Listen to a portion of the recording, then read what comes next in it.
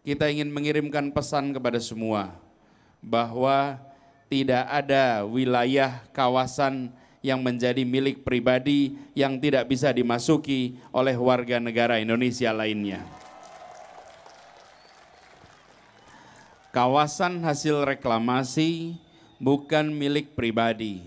Bertahun-tahun tempat itu tertutup. Tempat itu seakan menjadi sebuah enclave di depan ibu kota yang tidak bisa dimasuki oleh siapapun. Bahkan media mau masuk pun tidak bisa. Tempat itu kita ubah. Reklamasinya dihentikan dan kawasan yang sudah menjadi lahan dibuka untuk seluruh warga negara Indonesia. Ini adalah tanah kita, ini adalah air kita, ini adalah tanah air kita. Dan di tempat itu, kibaran bendera merah putih menandai hadirnya kedaulatan Republik Indonesia di kawasan yang baru tersebut. Saudara sekalian, kalau kita memperingati 17 Agustus, ada pesan penting yang harus kita garis bawahi. Merdeka bukan sekedar menggulung kolonialisme. Merdeka adalah menggelar kesejahteraan dan keadilan bagi seluruh rakyat Indonesia. Kita sering ingat pada soal menggulung kolonialisme, tapi sesungguhnya yang lebih mendasar adalah menggelar keadilan bagi seluruh rakyat Indonesia. Kita tahu kolonialisme tidak adil, karena itu kita memilih merdeka. Kita menolak kolonialisme karena di sana ada ketidakadilan. Karena itu setelah kita merdeka, maka yang kita harus hadirkan adalah keadilan sosial bagi seluruh rakyat Indonesia. Di Jakarta ini yang sedang kita ikhtiarkan. Kita tidak ingin di kota ini justru menjadi simbol ketidakadilan. Jakarta harus menjadi simbol. Di kota ini Sumpah Pemuda dikumandangkan. Di kota ini proklamasi dikumandangkan. Maka mari sama-sama kita buktikan di kota ini seluruh janji kemerdekaan bisa terlaksana untuk setiap warga negara. Karena itu kebijakan, langkah yang kita lakukan di Jakarta bukan semata-mata untuk sekelompok orang, tapi justru untuk semuanya. Memastikan cara pandangnya pun cara pandang berkeadilan bagi semua. Saudara sekalian, di Jakarta setiap kali habis selesai bulan puasa, maka berbondong-bondong warga Jakarta pulang kampung. Kenapa pulang kampung? Karena memang mayoritas warga Jakarta bukan berasal dari kota Jakarta. Pulang kampung mereka. Ketika mereka pulang kampung, mudik namanya. Mau ke Udik, itu mudik semuanya. Sampai di Udik, selesai musim mudik, mereka kembali ke Jakarta. Apa yang terjadi di kota ini? Selama bertahun-tahun dilakukan operasi pemeriksaan atas warga yang datang ke Jakarta. Namanya operasi Justisia. Mereka yang tidak punya KTP Jakarta digelandang, dipisahkan, diperiksa, lalu dikembalikan. Bapak sekalian, praktek ini berjalan bertahun-tahun sampai kita tidak menganggap itu masalah. Siapa yang digelandang? Saudara kita sendiri. Digelandang di mana? Di terminal, di stasiun. Anda tidak akan menemukan pemeriksaan di airport. Siapa itu? Rakyat kecil Indonesia yang ingin mendapatkan kehidupan yang lebih baik di Jakarta. Merekalah yang diperiksa. Karena itu sesudah kita bertugas, satu langkah sederhana. Jakarta adalah kota milik seluruh warga negara Indonesia. Diizinkan siapa saja untuk hadir kemana saja. Orang Jakarta boleh bekerja di Surabaya. Orang Jakarta boleh bekerja di Medan. Sebaliknya, yang dari Cirebon boleh bekerja di Jakarta. Bapak sekalian, ini kesederhana nampaknya. Tapi kalau kita tidak menggunakan prinsip keadilan dalam menyusun kebijakan, maka yang sudah kebiasaan itu akan kita diamkan terus. Kalau itu terjadi, apa bedanya dengan era sebelum kita merdeka? Karena itu operasi-operasi semacam itu sudah tidak ada lagi di ibu kota. Kita tunjukkan kepada semua, siapa saja bisa bekerja di mana saja, dan ini adalah ibu kota milik seluruh warga negara Indonesia. Mas sekalian, ini hanya ilustrasi tentang cara pandang. Kita menginginkan Jakarta bukan milik sebagian. Bapak Ibu sekalian, di Jakarta harga tanah mahal. Anggota Legiun Veteran, orang-orang yang terlibat di dalam perjuangan tahun 45. Coba apa yang terjadi pada mereka bertahun-tahun di kota ini?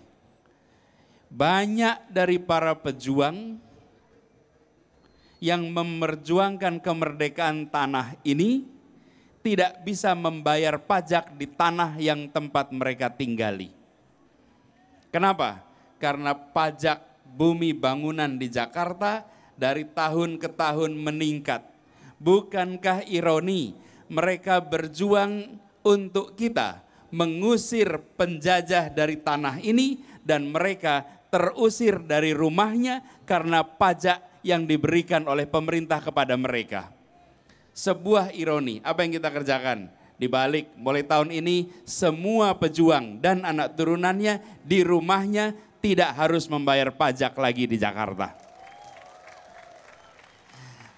Anda perhatikan, mereka dulu tinggal, sebutlah daerah Menteng. Dulu bukan daerah elit, ya rumahnya memang di situ. Di Menteng rumahnya di situ. Apa yang terjadi? Satu persatu mereka menjual rumahnya karena tidak mampu membayar pajak. Pajaknya luar biasa mahal. Mantan Gubernur Jakarta, yang kita semua tahu namanya, Ali Sadikin, rumahnya di Jalan Borobudur. Apa yang terjadi? Pajak rumah itu setahun 180 juta rupiah.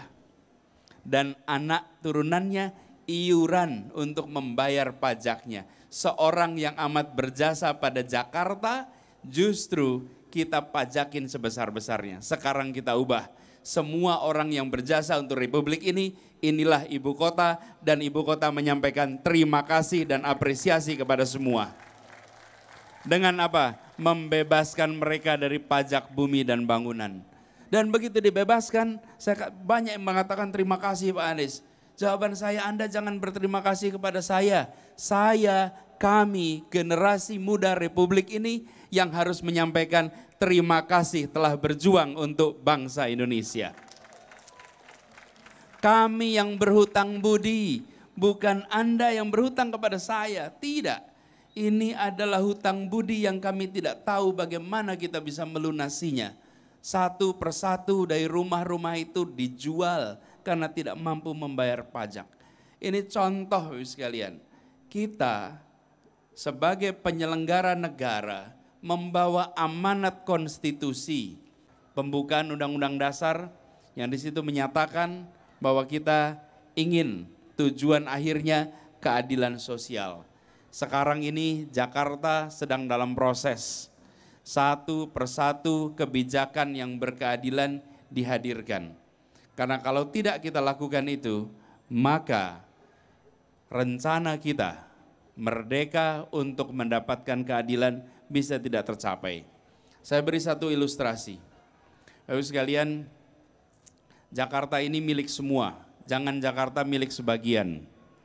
Karena itu, sebagai contoh soal lalu lintas. Lalu lintas ini dahulu ada sebuah jalan yang direncanakan digunakan hanya untuk kendaraan roda 2, roda 4. Roda 2 dilarang masuk, namanya Jalan Sudirman dan Jalan Tamrin.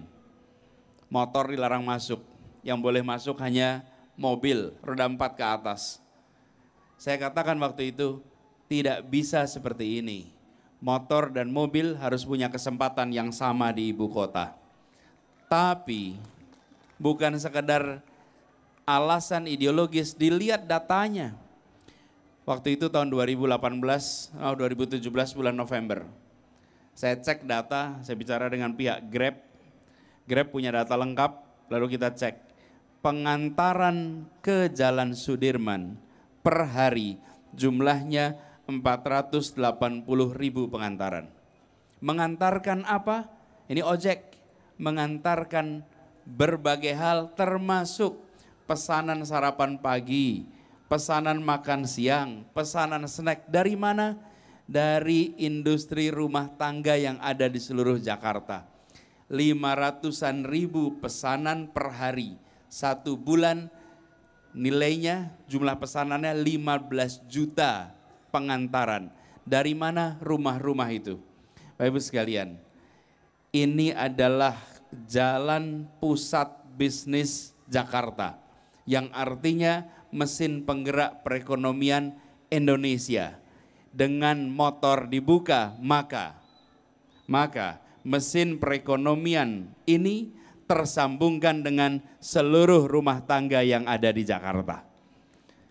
Dan itu artinya kesejahteraan dirasakan oleh semua, bukan oleh sebagian.